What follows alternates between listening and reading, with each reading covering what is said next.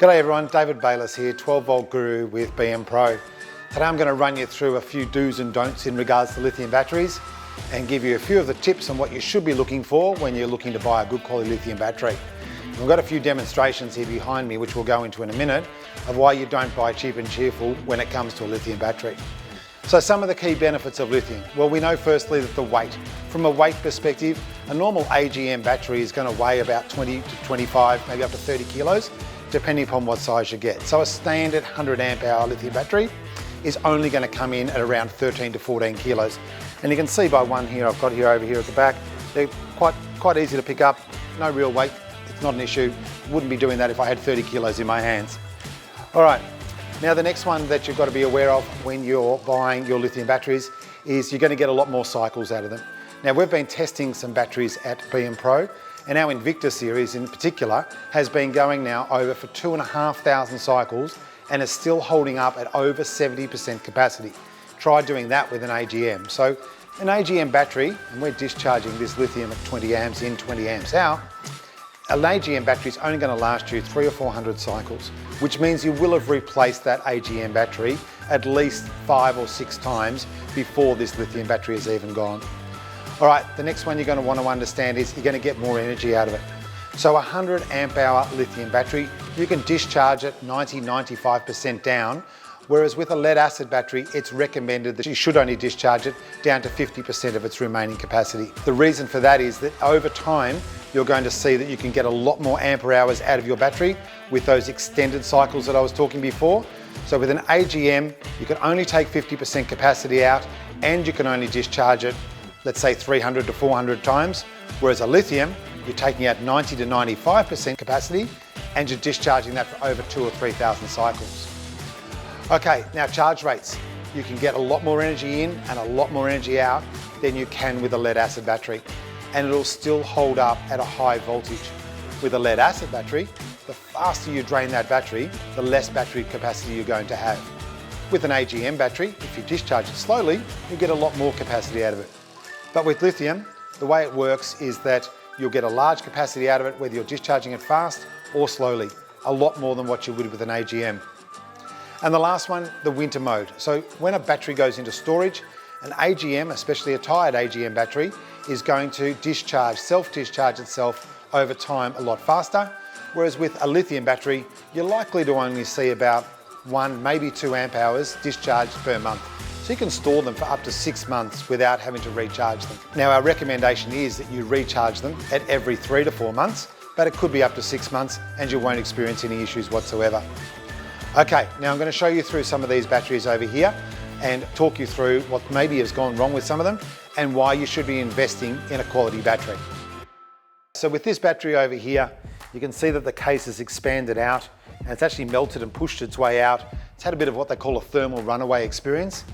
What should have happened is the battery management inside, the electronics that sit inside the top of the battery, that should have actually cut everything off and should have turned it off. Now I've cut into the battery safely here and I can actually see the BMS system is just flapping around on the inside there. So something's gone wrong in there, it's had a short circuit or one of its fail safes has not activated, and as a result the battery has expanded and has caused this expansion and caused the battery to disintegrate. So not good. So a good BMS system inside there is absolutely critical. Now very hard to tell, but this is what I call a cheap and cheerful battery. Pick them up off eBay, nice and cheap. You probably pay maybe $400 or $500, but be warned, that is sometimes what can happen. Not all the time, but it's not as high quality made. The next one that I've got here, not impressed. We bought this battery as a bit of a trial to sort of see how it's going. It states that it's 120 amp hours. It's actually only 100, and I'm not sure where the other 20 have disappeared to. But it's all held together. As you can see, it's held together by plastic sheets. We've got pieces of foam that are padding out the container. That's not how you make a high quality battery. Big chunks of goop here, which are used to hold the battery terminals onto the positive and negative side. We've got insulation tape around the side, literally holding the thing together. Not how you make a good quality battery. That is prone to failure. Get that out in the bush and get that vibrating away, and one night you're going to be without lights and wonder what happened. Okay, this one here, again, probably like the first one, it's had a bit of an issue. That lid hasn't popped out. We've safely cut that lid off, and we just let the battery go. But if we had have left the battery inside the case, it was obviously had a thermal issue in there. The cut-off mechanisms to stop it from overcharging or expanding haven't actually activated. So we've left that for 2 or 3 months, and as you can see, the voltage, well, I can tell you the voltage slowly went down, but the cells kept going and going. So again, you get what you pay for. I don't like these pouch style ones. I prefer the prismatic cells, which I'll get to in a second. So again, yeah, you've got a bit of an issue going on with that one there. But don't be alarmed, that lid would not pop off. You'd get a bit of expansion in the case. As you can see over here, it's not going to do something like this in the back of your caravan. So as I say, we safely took this lid off. Now the last one over here is one of the Invicta batteries. This is a spare battery here where we've taken the lid off, and you can see it's got a good solid construction here. We've got these aluminium cases around all of the prismatic cells. We're not having to rely upon big chunks of goop to be able to hold our connections onto our batteries. It's all looking very, very clean in there. And the other thing about the Invicta batteries compared to other batteries or any other battery that we're aware of in the Australian market is that all batteries have to have their individual cells certified. So each individual cell that you see in here or inside this one, all these cells have to be certified to a particular international UL standard. The difference is with the Invicta batteries is that not only is the individual cells certified, but the entire battery is then recertified as a complete unit with its battery management system.